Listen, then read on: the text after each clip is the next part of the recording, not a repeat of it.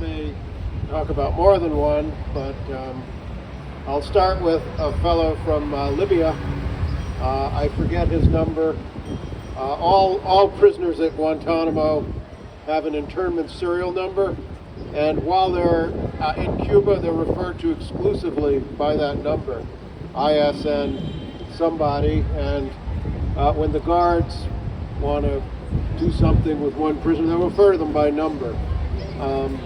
So one such number was a fellow from Libya named Abdel al-Jazawi, who happened to be in Libya because he was fleeing Gaddafi's Libya, and he ended up in Afghanistan, where he married a local woman, had a small child. Unfortunately, by the time 9/11 came around, that child was around 1. Al-Jazawi ran what amounted to a bake shop in rural Afghanistan, and shortly after 9/11, and when the United States decided to bring the war on terror to Afghanistan, one of the things it did was drop leaflets on Afghanistan offering cash bounties for the handover of prospective terrorists, generally believed to be between $5,000 and $25,000.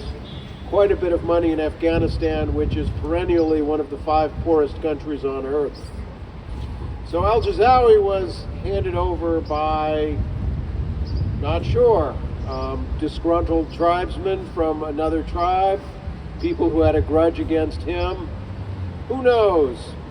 But the United States government believed that he was somehow connected to some Libyan terrorist organization that might sort of be remotely connected to Al-Qaeda. They had no idea. But they grabbed al-Jazawi anyway, sent him to Guantanamo, where he was there throughout the entirety of the Bush administration. My friend Candace Gorman waged a very hard-fought habeas battle on his behalf, including concerns about his health, which deteriorated dramatically at Guantanamo. Eventually, in the first round of releases from the Obama administration, he was released from Guantanamo, sent to the Republic of Georgia, a country where he did not speak the language or know anyone in particular. Fortunately for him, eventually after the fall of Gaddafi, he made his way back to Libya and eventually managed to return. His wife and daughter managed to get to Libya as well, and he first, somewhat touching, I wasn't there for that moment, when he first got to see his daughter for the first time since she was an infant, when she was 12 or 13 years old. But anyway, that was a rather typical situation of what some in our intelligence apparatus believed. We were holding a bunch of sheep herders and taxi drivers, and in this case, bakery operators. Thank you, Deborah. Thank you, Deborah. Be remiss if I didn't extend a happy 77th birthday to Donald Trump, who's sort of the human embodiment of an orange jumpsuit. I actually don't think he needs an orange jumpsuit. He's kind of indistinguishable from one in aspect. But even Donald Trump, in his 4 years of vowing never to close Guantanamo, actually managed to release a prisoner. The Biden administration so far, in about a year and a half, has released 10 of the 40 men it inherited at Guantanamo.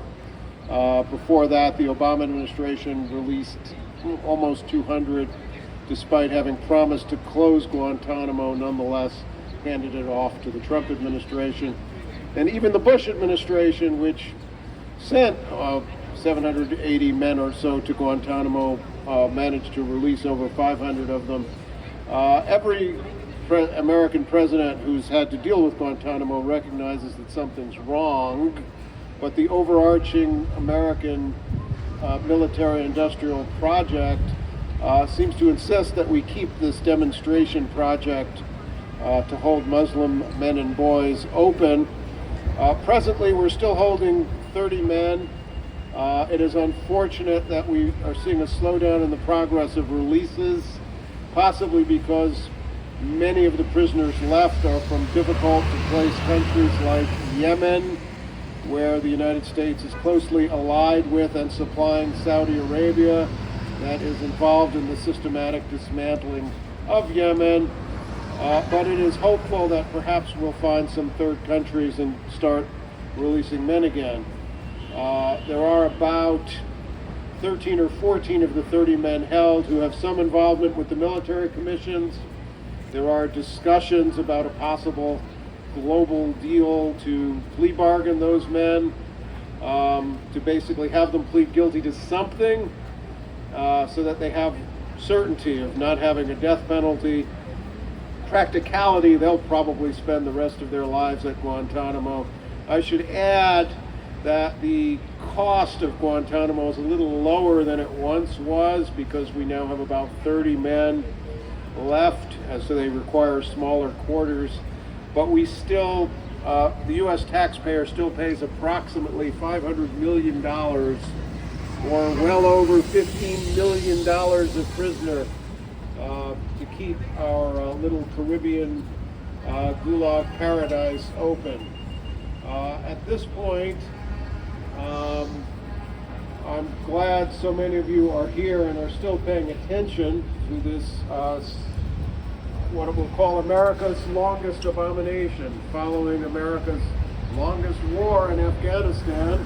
So any theory that these men are prisoners of war that could be held has kind of dissipated, since the war under which they were allegedly captured is over, but we're still holding them.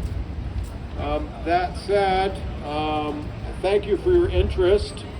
It is vitally important that we continue to be interested, particularly now that we have an administration, unlike the prior one, that at least seems to have some interest in doing the right thing, albeit it's not quite doing the right thing particularly fast enough. Nonetheless, we thank the Biden administration for what it's done to date, implore it to finish the job, close Guantanamo now. Thank you.